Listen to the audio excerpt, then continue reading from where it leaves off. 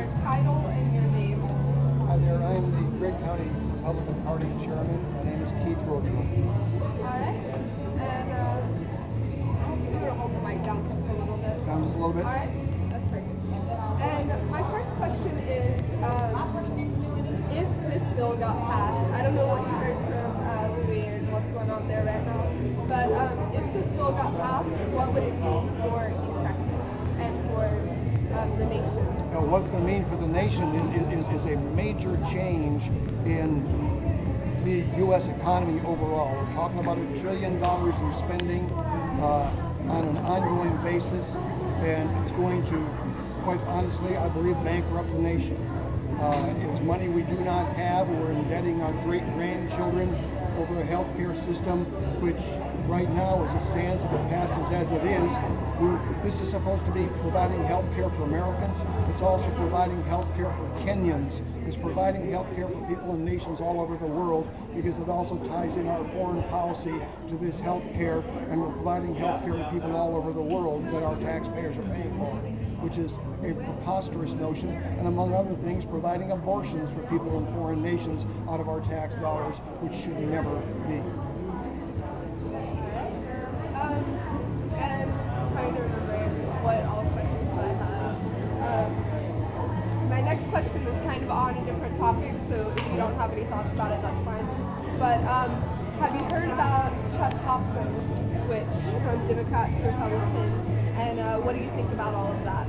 Well, Chuck Hobson has been leaning toward the conservative side most of his political life, and we're very happy to have him among the Republicans, and we're looking at caucusing with him, with the Republicans, and I think we need to sit down and have some time to talk with him, and I think we're going to do well having him as part of our party. He has been conservative in the way he has voted along the way, and we welcome him aboard.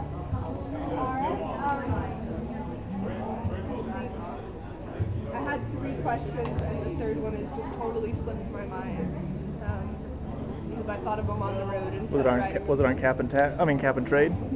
I don't think so, but do you have any other just statements in general about what's going on, with the economy? I think the election that occurred last week, with what happened in Virginia and what happened in New Jersey, a solidly blue state that elected a Republican governor, that says volumes.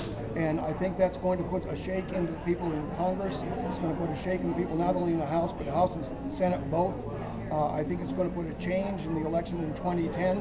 Part of what this is about right here tonight is that we're beginning to gear up, and we're ready for 2010. We want to see a Republican turnaround nationwide.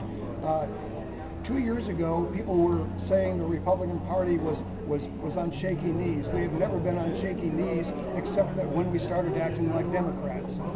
It's when the Republicans act like Republicans and stand by the conservative values that the Republicans win. That's what we're going to be doing in the 2010 election, and that's how we're going to win. Wonderful. And I remembered my third question, but you kind of already answered it. It was specifically, what will this bill, how will it affect the economy? And you kind of talked about that, but it's going to take over about 1/6 of the U.S. economy, put it under government control, which is a disastrous factor. This Obama administration has been on a bent for socializing America.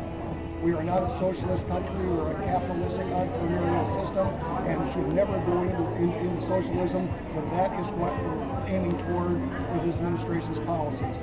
Dangerous to the extreme degree, and would be a disaster to our economy. What they're doing to the dollar is devaluing the dollar. We're going to see out-of-sight inflation. They told us that we would have unemployment not going over 8% with their bailout programs and their incentive programs, and we just got to 10.2 announced yesterday of unemployment. It's not getting better, it's getting worse. We need to change the policies.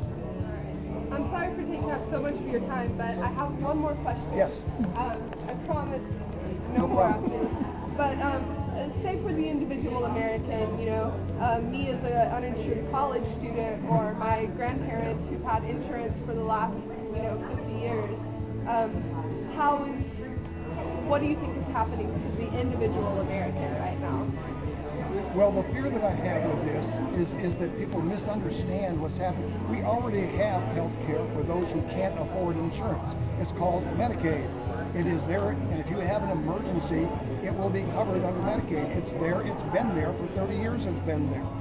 And what we have is we have the Democratic Party trying to hoodwink America by saying that the people aren't covered. Well, certainly they are covered.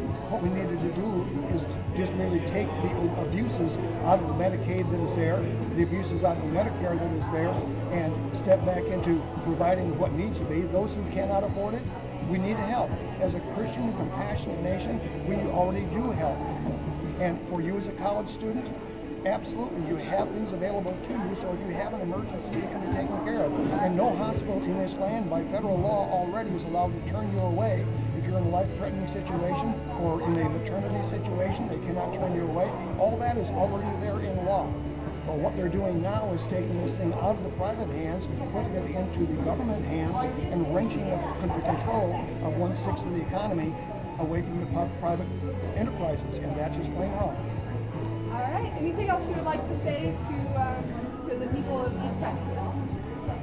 I'm glad East Texas is a conservative area, and I'm glad that East Texas can see things the way that they do. And because of that, we had 61% of a vote in the Republican Party in the last election in this county, and it's going to grow from there. All right. Thank you.